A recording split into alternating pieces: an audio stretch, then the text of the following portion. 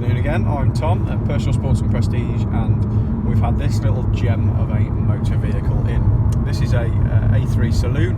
It's probably the first one we've seen. I don't think we've seen an A3 Saloon as of yet. They're fairly new models. It's effectively just a stretched A3.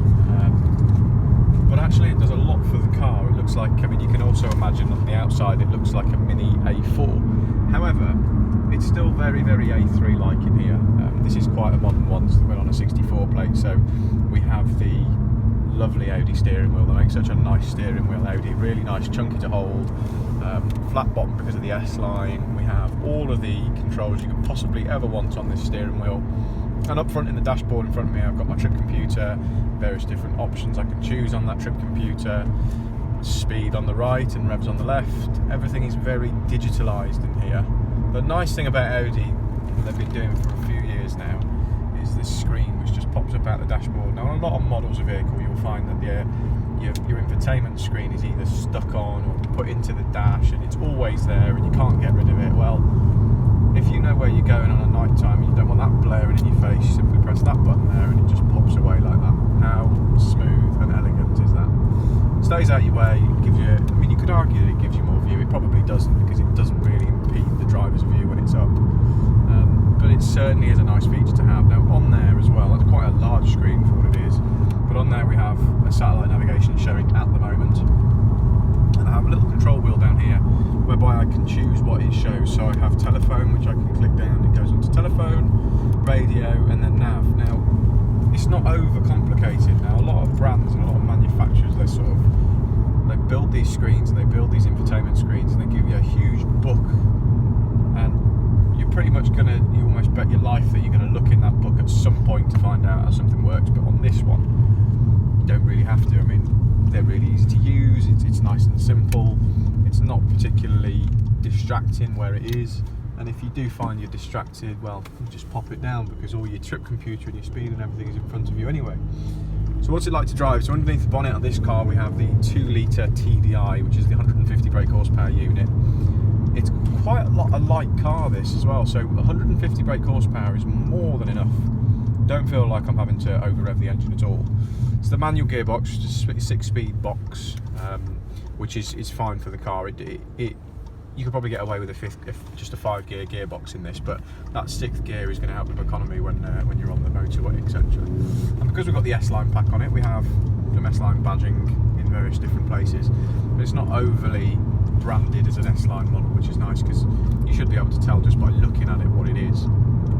Steering feel on this one is nicely weighted when you've got it in dynamic mode, which is what we're at the moment. It doesn't change the setup of the car too much, it's just the throttle response and your steering as well, which is, it's a great little dynamic feeling when you've got the steering wheel set to dynamic. You have comfort, you have eco, all those different modes. A lot of people are doing them nowadays, a lot of cars are doing them. A lot of brands don't get it quite right. Audi certainly do, BMW certainly do.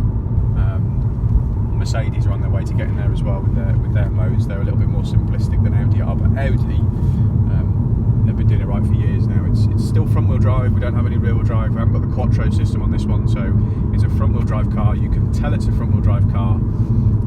If you're buying this for business, which is perfectly fine because it's a nice looking car, it's perfectly set up, rounded for business use. You're not going to care what drivetrain it's got or what wheels are turning and what wheels aren't. But front wheel drive certainly feels like you're being pulled along, that's alright. It's a driver's car when you get up to the S models, but the S-Line spec is a nice package to have without spending too much money. I'm going to get to the lay-by just outside the dealership and we'll have a look around the outside. Some really stunning paintwork on this as well, this silver paintwork, so we'll have a look around the outside and show you the room in the boot and on the rear seats. So, as I was saying in the car, the silver paintwork on this car is probably one of the best metallic paints that Audi do.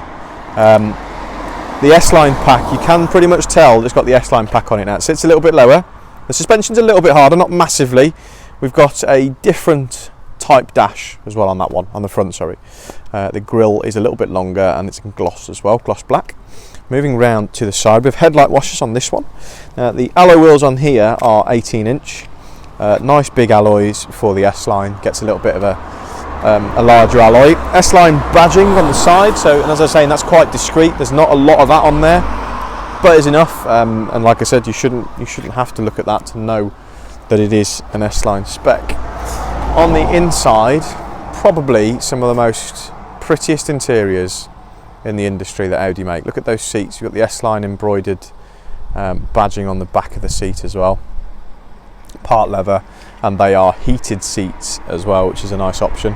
Certainly a nice op to have if you're going to use this for business and you'll be doing plenty of miles in it. In the rear, we have a bit more room in the standard than the standard A3. Now the saloon, that Audi wanted to make as part of the A3 decided to do that because it's going to increase the size and also it makes it look a little bit more modern, I believe. I don't think it makes much of a difference in terms of space, but certainly your styling is much better, and you get a little bit more boot space as well. Plenty of room in there for all the shopping to go. It is a saloon, so we get a small opening but a long boot. It's also quite wide as well. You could almost think of this car as a mini A4. I want you to pay particular attention to that steering wheel because it's such a lovely steering wheel to hold. Nice and chunky, plenty of controllability on there. And you almost get the feeling like it's driver focused, this car as well. This A3 saloon is priced at $16,999. If you'd like to book a test drive on that, please give me a call. I can demonstrate all the features of the vehicle. We can go over how it drives, give you the opportunity to drive it. You won't be disappointed with this one. It's a really nice motor and it's pretty much caters for anything you want to do with it as well.